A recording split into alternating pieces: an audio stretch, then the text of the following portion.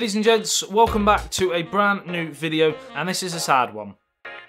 One that I didn't think I'd be making so soon, but I've got a problem with the OnePlus 6, so let's get straight to it.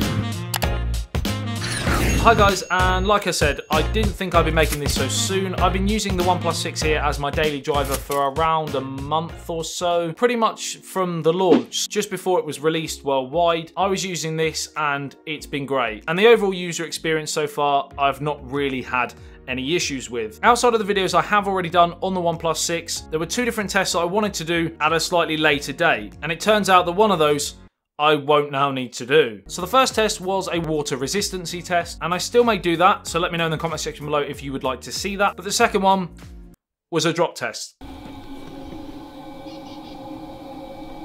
Oh. And like I said, there is no need.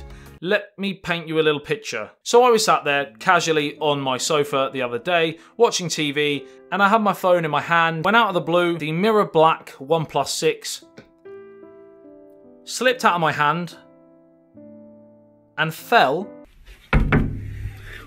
from a distance of around 2 feet, maybe less, maybe 1.5 feet, onto the ground, and devastation struck. So like I said, I was going to go through a proper drop test and go through different scenarios of from just off the ground, middle, high, no need. Gorilla Glass 5, even though it is still pretty much the best glass on the market at this moment in time, it's not durable. If you drop your phone and you're unlucky enough that it hits on the corner, as you can see here, it's toast. It's going to crack, and as soon as it cracks, it's going to go all the way across, and the more you use it after that, the heavier the crack's going to get. Now, luckily enough, of course, the screen was intact on the front, so there's not too many problems there. I can put a skin or a case on it. I have, of course, got a skin here. It's not a sponsored video for skins before you... Although that would have worked brilliantly. D-Brand, hit me up.